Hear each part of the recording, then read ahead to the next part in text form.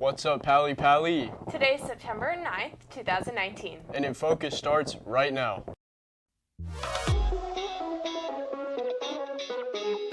Embarcadero Road.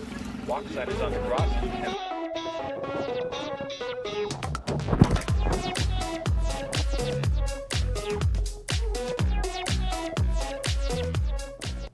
The last chance for students to get a parking permit. The graphic design classes introduced their new free service. And a look at how PALY teams did this weekend. All that and more is coming up on today's show. Welcome to InFocus. I'm Sam Hirschman. And I'm Stella Essenmacher. There's a lot going on around campus. Here are some important announcements from today's campus bulletin. Senior Planet, a brand new program at Avenida Senior Center in Palo Alto, is looking for volunteers to help older adults learn how to use technology. Contact the guidance office for more information. Permits for students parking in PALY lots will be enforced starting tomorrow. To get a permit, visit the ASB bookkeeper's office in the Tower building. Students who want to hear some music by high school artists should head over to the Teen Arts Council's open mic night this Friday. The event will take place from 7:30 to 9 p.m. at the Mitchell Park Community Center and is free for all teenagers. The PALY Science Olympiad team is looking for new members for the 2019-2020 school year. Students can learn more at the information session tomorrow or Thursday, September 19th during lunch in room 1702. More information can be found at palyskyology.org. With Club Day coming up soon, clubs might want to get some branding started. The graphic design classes will create a free logo for any campus club or organization. To learn more, contact Mr. Wilson or Mr. Candell in the MAC or at pcandell@pausd.org. Brands are a great way for companies to expand their influence and their profit margins. In fact, name brands will just slap their name on just about anything if it means making more money. And when they put their name on something ridiculous, the internet makes a meme out of it. Kimberly Clark, one of our resident memeologists, has more on this. What meme do you have for us today, Kimberly? Thanks, Sam and Stella. I love memes, and as one of PALY's resident memeologists, I would like to share that love with everyone. Here we have the Peppa Pig jigsaw puzzle.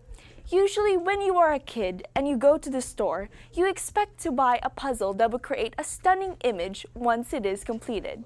Well, when you finish this puzzle, it will look just about the same as it does in the bag. A pile of ground up pig, and my childhood ruined. That's all from me, back to you. Now that meme was a slapper. Now that we've all looked at our phones to figure that one out, let's take a look at today's world news. The National Weather Service says more than 1,000 lightning strikes were recorded in western Washington Saturday night. Seattle experienced its own show with more than 200 lightning strikes in just 1 hour. The city also reported a large number of power outages. Thousands of protesters in Hong Kong marched to the city's U.S. consulate. Some held American flags and asked the U.S. government to liberate them from Beijing. This is the 14th straight weekend of protests. Recovery efforts are ramping up in the Bahamas after Hurricane Dorian left the islands in total devastation. Here you can see World Central Kitchen as it hands out food to hurricane survivors. The destruction on the ground is overwhelming. Homes have been leveled, streets are gone, and debris is everywhere. Officials say 45 people have died, but that number is expected to rise dramatically. California is home to some amazing performing arts. And one local regional theater has been around for over 50 years and has a strong impact on the Palo Alto community. Max Rosenblum has been looking into TheaterWorks and how it impacts our community. It's with great pleasure that we present the Regional Theater Tony and a $25,000 grant made possible by City National Bank to TheaterWorks Silicon Valley. Accepting are Robert Kelly, Phil Santora, and board chair Judy Highbor. 2 months ago, TheaterWorks Silicon Valley won a Tony Award for Best Regional Theater Company. Thank you. I'm Robert Kelly, founding artistic director of TheaterWorks Silicon Valley. I brought it along to show everybody, and this is what it looks like. It's heavy, it's beautiful, and it spins. It's just great. TheaterWorks was founded exactly 50 years ago by Robert Kelly, right here in Palo Alto. We did our first show in the summer of 1970, one that we wrote ourselves. It became a big hit. This was at the Lucy Stern Theater in Palo Alto. Lots of kids from PALY High and what was then Cubberley High School, no longer existent, but that's how we got started.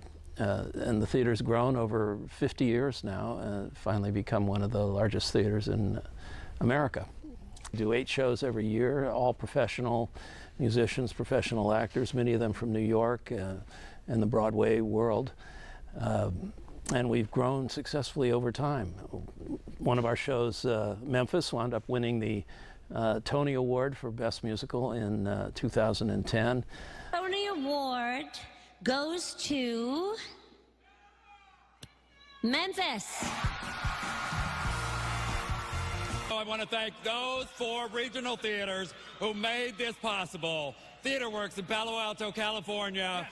Another one that we just presented was the world premiere of Stephen Schwartz's latest musical, The Prince of Egypt, which will be opening in London's West End this winter. In addition to these prestigious productions, TheaterWorks is known for their annual New Works Festival, a breeding ground for fresh, original productions, which just last year included Venture, a PALY musical written by choir teacher Michael Nahar.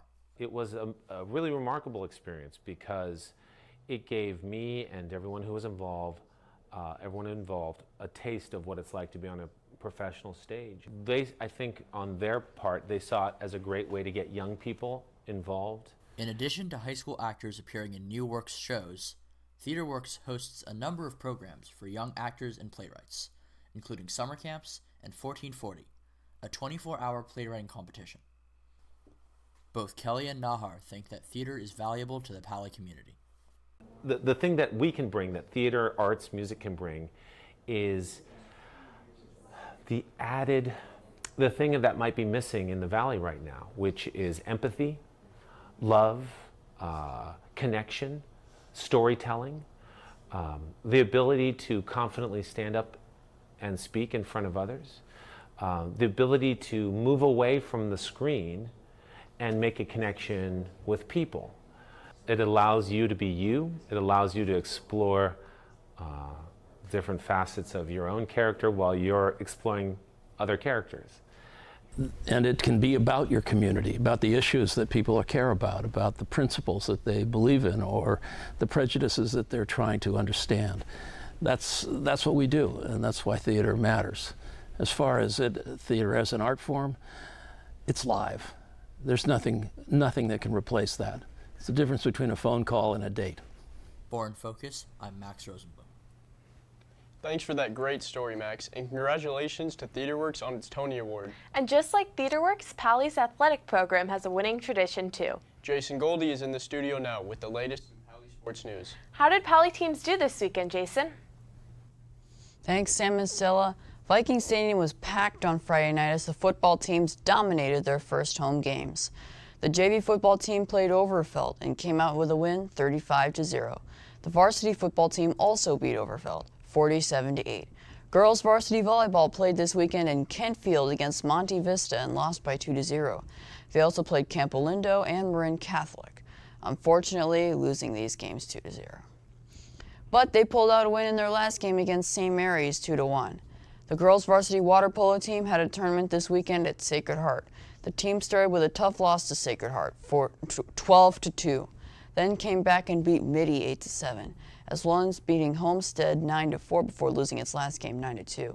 The girls JV water polo team beat ARROYO Grande High Navas 17-0 and beat Morro Bay 12-2. They also pulled out a win against Righetti High 12-2. However, the team lost its last game to ARROYO Grande JV 6-3. Tomorrow, the volleyball teams play St. Francis in the large gym. The freshman team will start at 4:30, followed by the JV team at 5:30, and the varsity team starts at 6:45 p.m. Boys JV and varsity water polo will play an away game against Woodside on September 10th. The JV team will start at 3:30 and varsity will play at 4:30. Finally, the girls varsity field hockey team has a home game tomorrow and will play Wilcox at 4 p.m. That's all the sports news for today. Back to you. Well, that does it for today's episode. Be sure to visit our website to check out old episodes, check the bulletin, or to send us an email. Until next time, have a great day, PALY.